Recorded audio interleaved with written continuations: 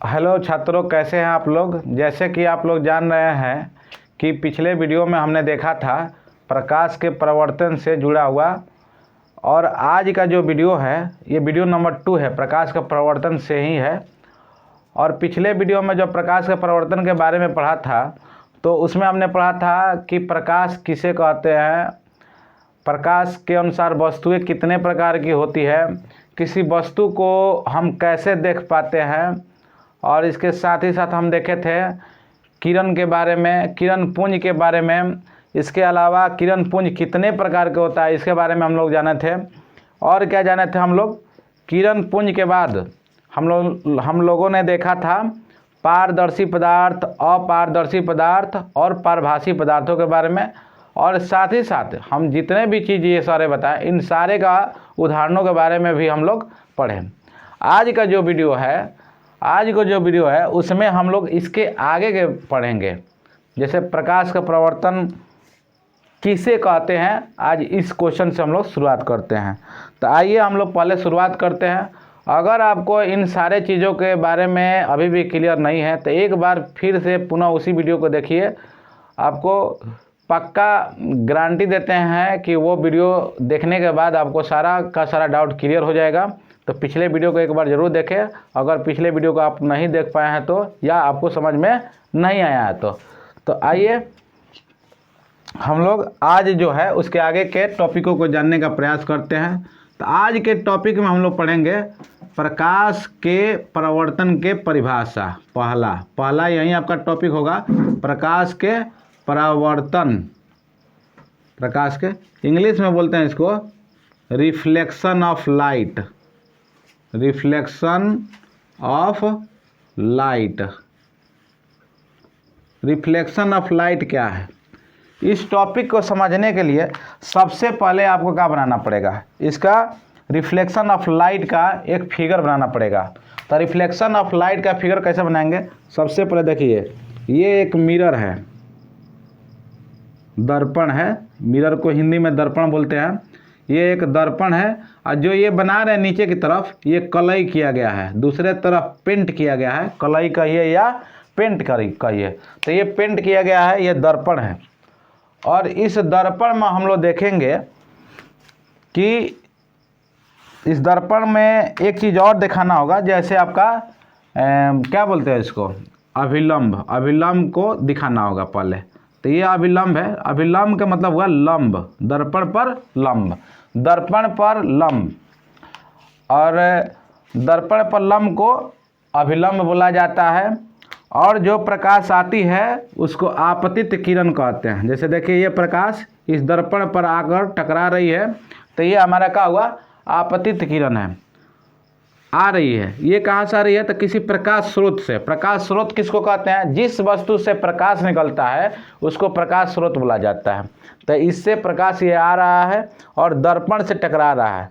जिस बिंदु से टकराएगा उस बिंदु का नाम आपतन बिंदु हो जाता है, और टकराने के बाद जब वापस लौटेगा तो उस किरण को कहते हैं परावर्तित किरण। और इसके देखिए, ये आपतित किरण है और ये हमारा अभिलंब है। आपतित किरण और अभिलंब के बीच में जो कोण बनता है उसको आपतन कोण बोला जाता है। कौन सा कोण बोलते हैं, आपतन कोण। और ये हुआ परावर्तित किरण और अभिलंब। परावर्तित किरण और अभिलंब के बीच में जो कोण बनता है उसको परावर्तन कोण कहा जाता है।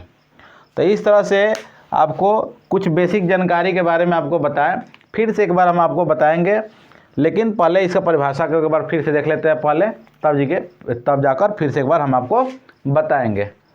तो सबसे पहला आपको बता दें कि जब प्रकाश किसी प्रकाश स्रोत से आकर दर्पण से टकराती है और टकराने के बाद वापस जो लौटती है, तो वापस लौटने की जो क्रिया है, इसी क्रिया को हम लोग प्रकाश के प्रवर्तन कहते हैं। फिर से एक बार समझिए, जब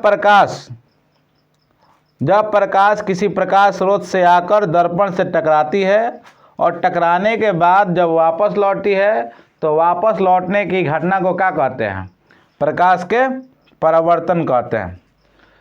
अब इसमें हम लोग क्या देखें, हम लोग प्रकाश के प्रवर्तन में यानी कि लौटने की घटना को हम लोग प्रवर्तन कर रहे हैं। आपतित किरण आकर टकराकर दर्पण से जब लौट रही है तो इसी घटना को क्या कह रहे हैं हम लोग, प्रकाश के परावर्तन कहते हैं। बचपन में हम लोग देखे थे कि कितना लड़का क्या होता था कि छोटा शीशा ले लेता था, किसी किसी की आंखों पर क्या करता था, उसके प्रकाश के परावर्तन के जरिए किसी की आंखों पर चमकाते रहता था। तो इससे क्या होता था, लोग चिढ़ते थे। हम लोग भी बचपन में किए हैं ऐसा, तो आप लोग भी हो सकता है किए होंगे। तो आप लोग देखे होंगे कि प्रकाश का हम लोग जैसे सूरज से प्रकाश आ रहा है तो उसको किसी व्यक्ति के ऊपर मोड़ देते हैं, जिससे वो उसकी आंखों पर पड़ने पर क्या होता है, वो बहुत गुस्साता था। बचपन में हम लोग जब करते थे तो ऐसा होता था।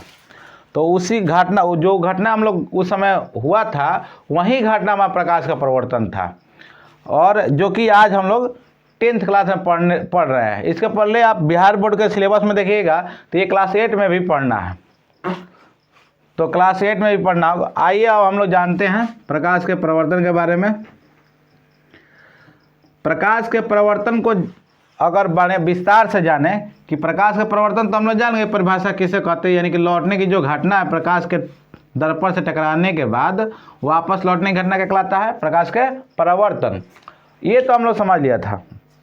अब उसके बाद हम लोग देखेंगे आगे देखेंगे हम लोग ये कि प्रकाश के परिवर्तन के कितने नियम हैं। तो आपको बता दें कि प्रकाश के परिवर्तन के कितने नियम, अगर वो पूछ दे नियम के बात करें इसका कि प्रकाश के परिवर्तन के कितने नियम हैं, तो आपको ध्यान देना है प्रकाश के परिवर्तन के 2 नियम हैं। प्रकाश के परिवर्तन के कितने नियम हैं, 2 नियम हैं। अब आप बोलिए कौन कौन सा नियम है, तो पहला नियम आपको बता देते हैं। पहला नियम बता दें आपको, पहला नियम यह है कि आपतित किरण, देखिए इसको आपतित किरण, जो प्रकाश, मान लीजिए सूरज है, सन है सूरज, और सूरज से प्रकाश आ रहा है, तो ये हमारा कौन सा किरण कहलाएगा, जब दर्पण से टकराने के पहले जो प्रकाश आ रहा है और दर्पण से टकरा रहा है, तो इस आने वाले किरण को कहेंगे आपतित किरण। तो आपतित किरण प्रकाश के परिवर्तन का पहला नियम, आपतित किरण, और जो टकरा कर लौट रहा है इसको परावर्तित किरण कहते हैं। परावर्तित किरण।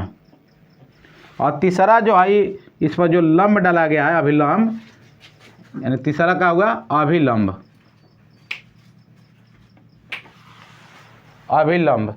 तीनों एक ही समतल पर होता है। तीनों कितना पर होता है, एक ही समतल पर होता है। ये पहला नियम है। पहला नियम है कि आपतित किरण, परावर्तित किरण और अभिलंब तीनों एक ही समतल पर होता है। और जो दूसरा नियम है, अब इसके बाद पहला नियम क्या बताया आपको कि आपतित किरण, परावर्तित किरण और अभिलंब तीनों एक ही समतल पर होता है। दूसरा नियम होता है, दूसरा नियम कि आपतन कोण परावर्तन कोण के बराबर होता है। आपतन कोण कौन सा है, कोणाई। कोणाई जो है आपतन कोण है, तो आपतन कोण और कोणार जो है परावर्तन कोण। आप लिखते रहिएगा, इसका नोट्स बनाइएगा, आपतन कोण और परावर्तन कोण। अगर आपको नोट्स बनाने में दिक्कत हो रहा होगा तो इस वीडियो को बताने के बाद हम आपको एक नोट्स बनाई आपको दे देंगे। काफी पर कहाँ प्रोवाइड कर देंगे आपको, तो इस नोट्स को हम आपको वीडियो के डिस्क्रिप्शन में एक लिंक दे देंगे। उस लिंक के जरिए आप हमारे गूगल ड्राइव से लोड कर सकते हैं उसको। तो इसका एक आपका एक हाथ से लिखा हुआ नोट्स आपका एक PDF के तौर पर आपको दे दिया जाएगा, और एकदम सुंदर सुंदर अक्षर में लिखा हुआ होगा। आप उसको आप देखकर अपना मोबाइल में खोलकर अपना लिख लीजिएगा। लेकिन आप इस जितना भी चीज़ों को समझाया जा रहा है बारीकी से समझिए। अगर आप इसको समझिएगा तो पक्का आपको गारंटी देते हैं कि इस तरह का साइंस पढ़ाने वाला आपको टीचर कहीं नहीं मिलेगा। और इतना ढंग से समझाएंगे, बहुत ज़बरदस्त ढंग से समझाएंगे, अगर आप ध्यान दीजिएगा तब। तो आइए समझते हैं। तो याद रखिएगा, सूरज से आने वाली प्रकाश क्या हुआ, सूरज क्या हुआ, एगो प्रकाश स्रोत, और ये जो प्रकाश आ रही है उसको क्या कहते हैं, आपतित किरण। जो इस पर खींचा गया उसको क्या बोलते हैं, अभिलंब। तो आपतित किरण और अभिलंब के बीच जो कोण होता है आपतन कोण कहलाता है। और ये जो टकरा कर वापस जब किरण जो लौट रही है इसको परावर्तित किरण। तो परावर्तित किरण और अभिलंब के बीच खींचा गया कोण क्या कहलाएगा, परावर्तन कोण। अगर आपको समझने में तकलीफ हो रहा होगा, समझ में भूल जा रहे होंगे, तो हम यहाँ पर लिख दे रहे हैं, इसको बोलेंगे आपतित किरण। आपतित किरण, इसको क्या बोलेंगे हम लोग? अभिलंब। अभिलंब। और इसको क्या बोलेंगे हम लोग? इस कोण को, इस रेखा को बोलो, तो इस रेखा को बोलेंगे परावर्तित किरण। परावर्तित किरण। और जो यहाँ कोण बन रहा है, कोणाई, जो जिसे कोणाई के नाम दिया गया है, इसको बोलेंगे आपतन कोण। कौन सा कोण बोलेंगे? आपतन कोण। जो ये टकरा कर वापस लौट रहा है, जो यहाँ पर बन रहा है, टकरा कर जो किरण वापस लौट रहा है और अभिलंब है, इसके बीच जो बनने वाला कोण है उसको क्या नाम दिया जाता है? परावर्तन कोण। परावर्तन कोण। तो समझ लीजिए, यानी पहला आपको बताया कि आपतित किरण, परावर्तित किरण और अभिलंब तीनों एक ही समतल पर होता है। दूसरा आपका होता है आपतन कोण परावर्तन कोण के हमेशा बराबर होता है। ये दूसरा आपका नियम हुआ। तब पूछेगा कोई कि परावर्तन के कितने नियम है, तो आपको बताना है परावर्तन के 2 नियम हैं। पहला है आपतित किरण, परावर्तित किरण और समतल दर्पण के आपतन बिंदु पर खींचा गया अभिलंब, तीनों एक ही समतल पर होता है। तो तीनों एक ही बिंदु पर होता है। देखिए एक ही बिंदु पर है, यहाँ पर एक ही बिंदु पर यहाँ पर है। दूसरा नियम है आपतन कोण परावर्तन कोण के बराबर होता है। आपतन कोण को कोण आई से दिखाते हैं, परावर्तन कोण को कोण आर से दिखाते हैं। यानी दूसरा नियम है कोण आई बराबर कोण आर। तो ये 2 नियम होता है प्रकाश के परावर्तन का। प्रकाश के परावर्तन के नियम को जानने के बाद आइए आपको बता देते हैं अगला टॉपिक। अगला टॉपिक है, अगला टॉपिक बताने से पहले इस बोर्ड को साफ कर लेते हैं, तब बता रहे हैं।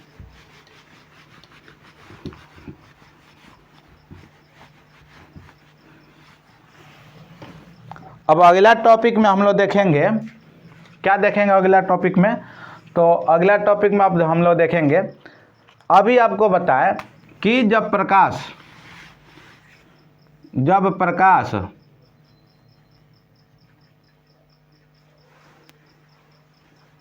स्रोत से आकर, प्रकाश स्रोत आपको बताएं जिस वस्तु से प्रकाश निकलता है उसको प्रकाश स्रोत कहते हैं, से निकल कर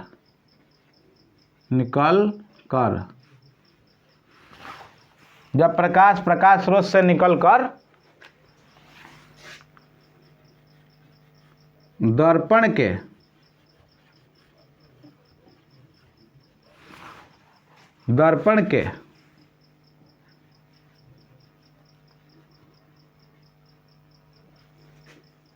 दर्पण से टकराती है, दर्पण के अभिलंब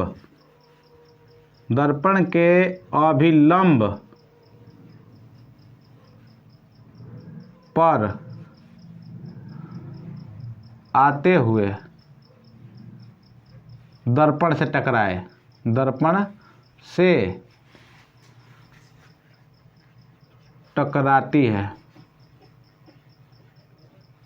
तो परावर्तन के बाद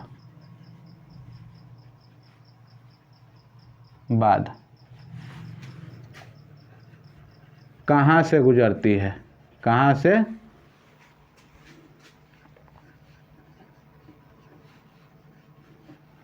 गुजरती है। अब समझिए क्या कर रहा है।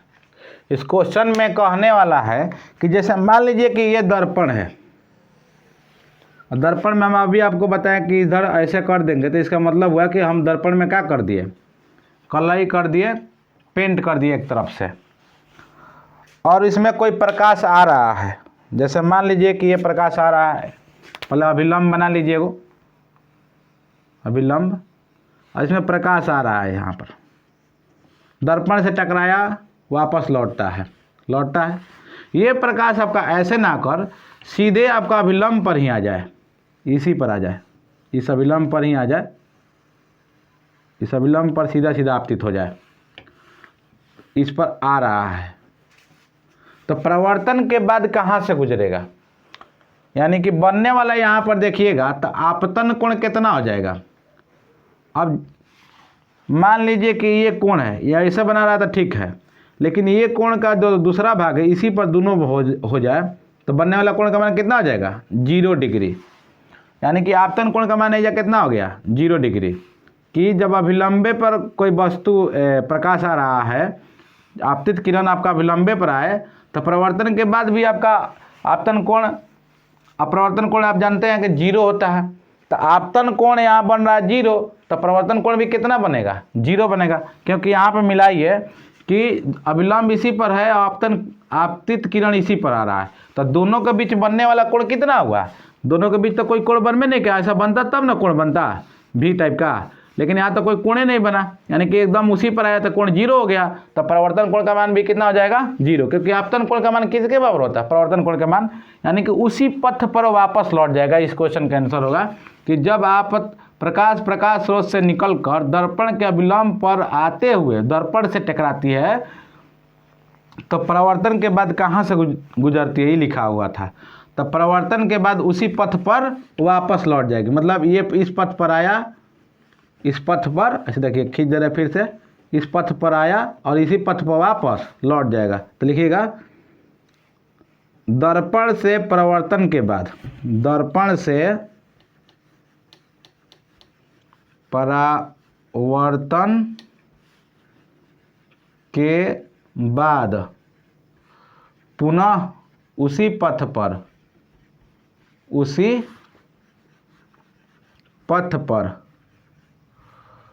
वापस लौट जाती है,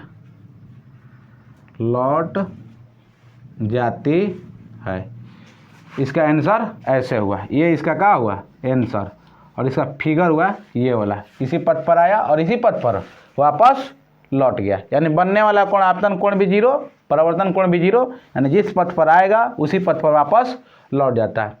तो ये आपको बात समझ में आ गया होगा। अब इस क्वेश्चन के बाद अगला क्वेश्चन आता है, आइए पहले जान लेते हैं अब हम लोग दर्पण के प्रकार के बारे में कि दर्पण कितने प्रकार के होते हैं। तो सब मिलाकर पहले दर्पण के प्रकार जानते हैं। तो दर्पण के प्रकार जानने से पहले इसको मिटा लेते हैं, तब बता रहे हैं आपको।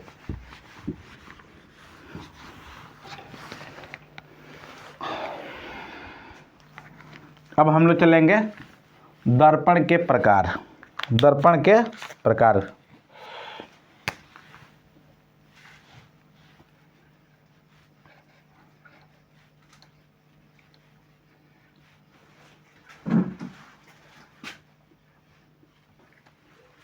दर्पण के प्रकार ये जानेंगे हम लोग, दर्पण के प्रकार। तो दर्पण के प्रकार जानेंगे हम लोग, तो पहले ये बता दें आपको कि दर्पण सबसे पहले 2 प्रकार का होता है। दर्पण के प्रकार, ये आपका हेडिंग दिया हुआ है दर्पण के प्रकार। तो दर्पण 2 तरह का होता है। पहला दर्पण होता है, इंग्लिश में बोलेंगे इसको, दर्पण को इंग्लिश में क्या बोला जाता है, तो हम आपको बताए थे कि दर्पण को इंग्लिश में क्या बोला जाता है, मिरर। और पहले आपको बता दें कि दर्पण सबसे पहले आपका 2 तरह का होता है। एक ऐसा होगा कि जिसका दर्पण का सतह जो होगा चिकना, मतलब समान होगा, बराबर होगा, तल उसका बराबर होगा। जैसे ये बोर्ड होगा तो बोर्ड का तल जो है बराबर है, तो ये तल जो बराबर है, तो इस दर्पण, ऐसा ही दर्पण जो होगा, इस दर्पण को क्या कहेंगे हम लोग, समतल दर्पण कहेंगे। जैसे देखिएगा समतल दर्पण बोलते हैं, जिसका तल बराबर हो तो उसको क्या बोलेंगे, सम का मतलब होता है समान, समतल दर्पण। जैसे कि इसका नाम से ही पता चलता है, नाम से ही पता चलता है कि सम मतलब समान, सम मतलब समान। क्या समान, तो तल समान, तो समतल, तल मतलब सतह, उसका सतह जो है ऊपरी सतह वो बराबर होना चाहिए, ये आपको समझ में आना चाहिए। और दूसरा होता है गोलीय दर्पण। इसका दूसरा भाग होता है समतल ना होकर, बराबर ना होकर, गोल होगा, तो उसको गोलीय दर्पण बोलते हैं, गोलीय दर्पण। अच्छा, इसका इंग्लिश की बात कर लेते हैं, गोलीय दर्पण। तो समतल दर्पण को अगर इंग्लिश में बोला जाए कि क्या कहा जाता है, तो समतल दर्पण को इंग्लिश में बोला जाता है प्लेन मिरर। प्लेन मिरर,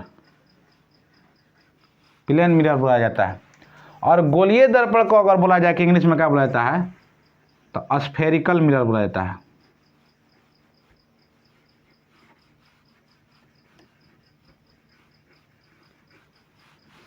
तो दो तरह का दर्पण होता है, एक प्लेन मिरर, एक होता है स्फेरिकल मिरर। समतल दर्पण और गोलीय दर्पण। अब आपका प्लेन मिरर का कोई भाग नहीं होता है, समतल दर्पण का कोई भाग नहीं होता है। गोलीय दर्पण को दो तरह से बांटा जा सकता है। देखिए, अगर इसका फोटो बना दे आपको, तो फोटो कैसे बनेगा समतल का? तल समान होना चाहिए। तल कैसा होना चाहिए? समान। तो देखिए ऐसा दर्पण बन जाएगा। जैसे ये देखिए, समान तल है ऊपर से और नीचे से कलाई कर देना है इसको। तो ये कौन सा दर्पण है? समतल दर्पण है। और एक दर्पण कौन सा हो जाएगा? ऐसा गोल कर दीजिए, इसका ऐसा गोल कर दीजिए या ऐसे गोल कर दीजिए। अगर इसको अंदर से कलाई कर दिए तो कौन सा दर्पण होगा? उत्तल कहलाता है। इसका दो भाग हो जाता है। और बाहर से कर दिए तो कलाई, तो अवतल बोलेंगे इसको। अब समझिए क्या कहलाता है। अब इसको समझिए, दो तरह का दर्पण हुआ। इसको हम खींच कर यहाँ दोनों प्रकार लिख देते हैं। एक होता है उत्तल, उत्तल दर्पण। एक होता है अवतल, दूसरा होता है अवतल दर्पण।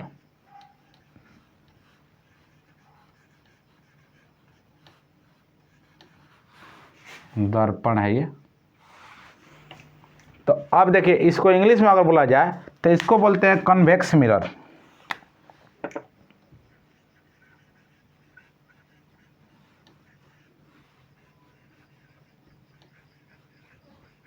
और इसको बोलते हैं कनकेव मिरर।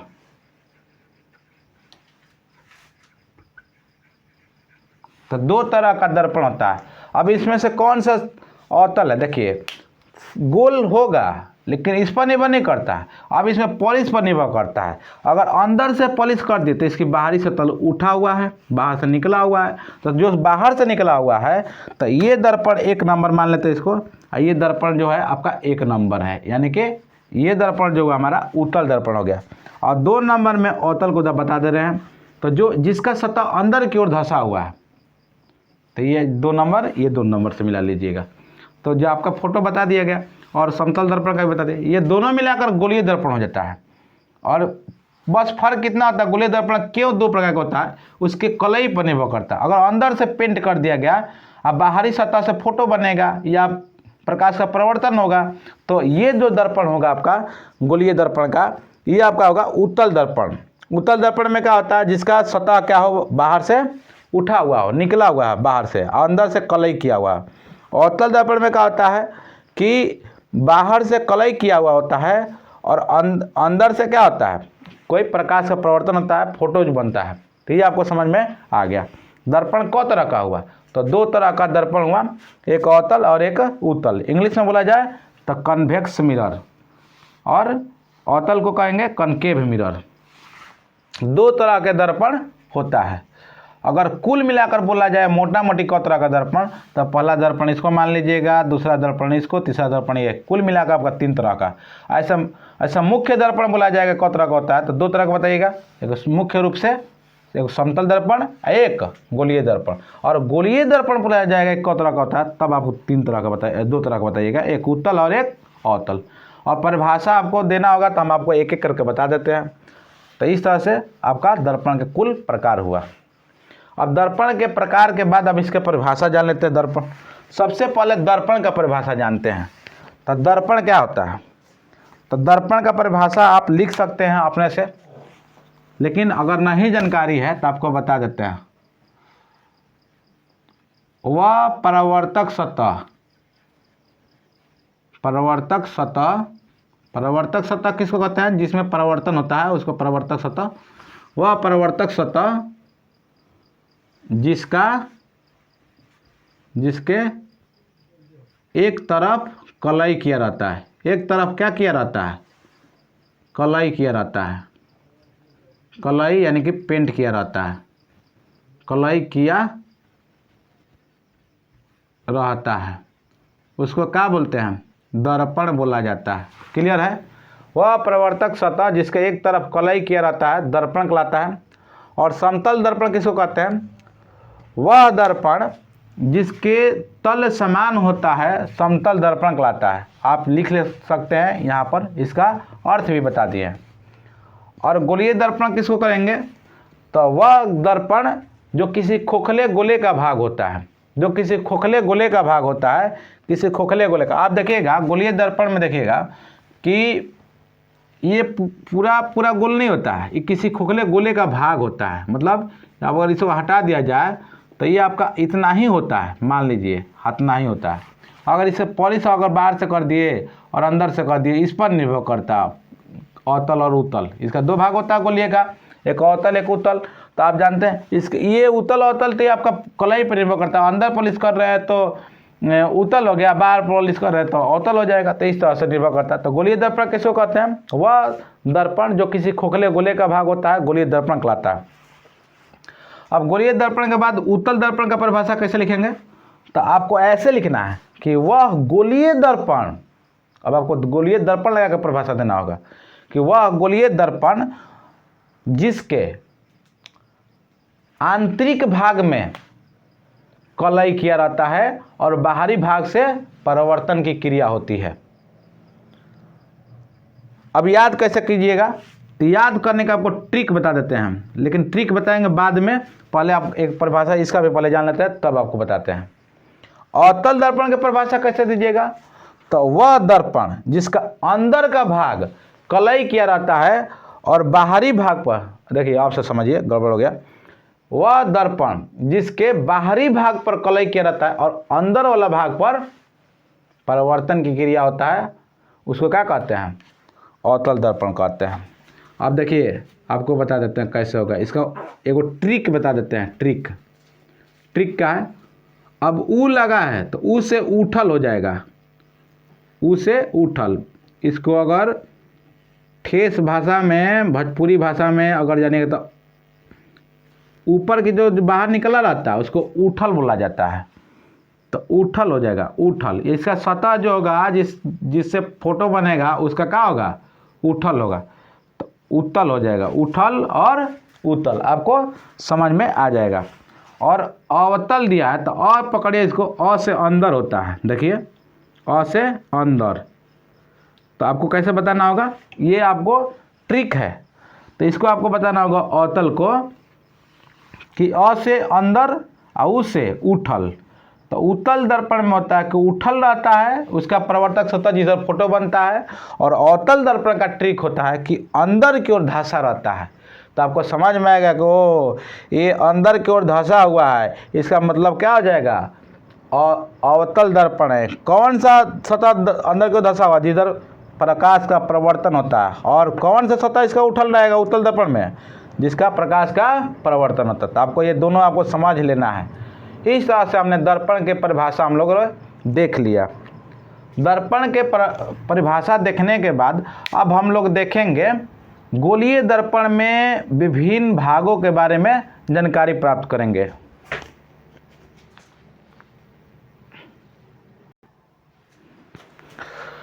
अब आज के लिए हम लोग इस वीडियो को इतना ही रहने देंगे। और जो गोलीय दर्पण के बारे में हम आपको बताएंगे विभिन्न भागों के बारे में। जैसे गोलीय दर्पण में आप देखिएगा तो कई भाग होता है उसके अंदर। जैसे एक भाग को कहा जाता है वक्रता केंद्र, जो उसका केंद्र होता है, ध्रुव बोला जाएगा, मुख्य अक्ष क्या बोला जाएगा, और दर्पण का मुख्य द्वार किसको बोला जाएगा, फोकस किसको कहा जाएगा। इन सब के बारे में कल हम लोग चलेंगे और कल उनके परिभाषा को देखेंगे, जो कि वीडियो नंबर 3 होगा। आज हम आपका वीडियो को इतना ही पर क्लोज करते हैं। और लगातार हमारे वीडियो के साथ बने रहिए। इसको लाइक शेयर और सब्सक्राइब करिए और आगे इसको प्यार दीजिए वीडियो को। और आगे अगर आपको समझ में आ रहा है तो कृपया करके अपने दोस्तों को शेयर करिए और इसको पढ़ने के लिए सबको मोटिवेट कीजिए, और आप भी पढ़िए, हो सके आपका भी रिजल्ट बहुत अच्छा है, आप टॉप 10 में आए, बिहार टॉपर आए हमारे इस वीडियो को देखकर, और जो आपके गुरुजन हैं ऑफलाइन क्लास में पढ़ाते हैं उन सभी से पढ़कर। धन्यवाद।